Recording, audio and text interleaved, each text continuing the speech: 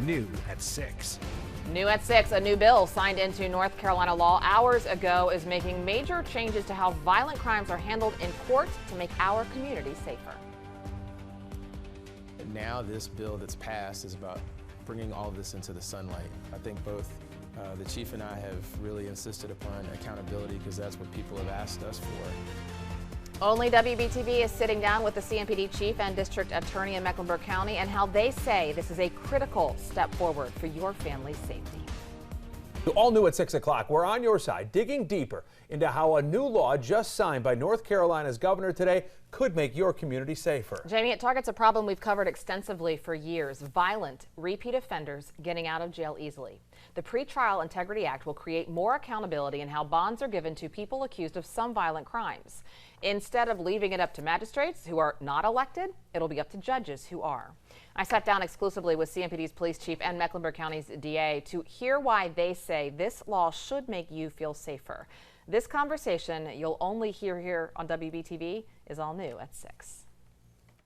CMPD Chief Johnny Jennings, Mecklenburg County District Attorney Spencer Merriweather. Let's begin by saying this is not the first time the three of us have talked about how inconsistent bonds allow repeat offenders to get back on the streets.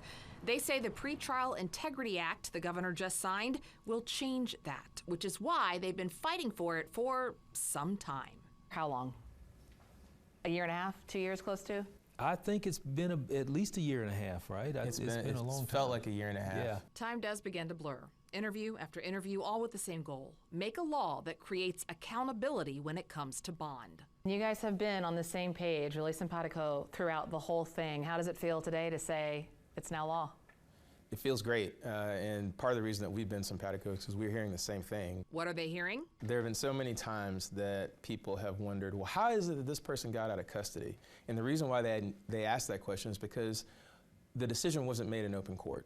It was made in the magistrate's office by someone who was not elected, by someone who does not have to make those decisions in open court. This changes that. Chief Jennings adds he has found most people in the community don't realize it is often magistrates making the bond decisions. This was never a knock on magistrates. They are low paid. And it's shift work, nights, holidays, weekends. And in the basement of the courthouse, it's yeah, right?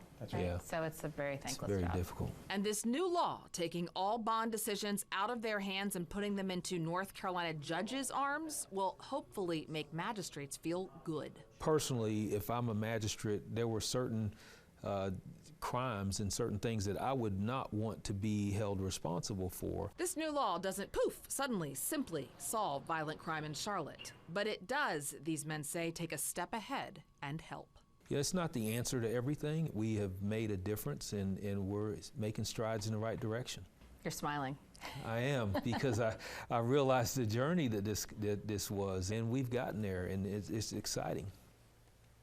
Important to note, these guys are sitting together, talking together about solutions to violent crime in our community, as opposed to pointing fingers at each other and their departments. And Jamie, in the past, you and I have both been in Charlotte a long time. Police chiefs and district attorneys have sat around and blamed each other for this violent repeat offender problem. And it's really refreshing to see our police chief and our district attorney sit together for years now and say, let's work on it as one. Yeah, publicly sort of talking past each other. We've seen in the past to have them, sitting down, talking together, really on page one. And here's a bill too, Republican legislature, a Democrat, obviously Spencer Merriweather, who runs for public office. So bipartisan support to get this done. Bipartisan. It goes into effect October 1st. Into law today, effect October 1st.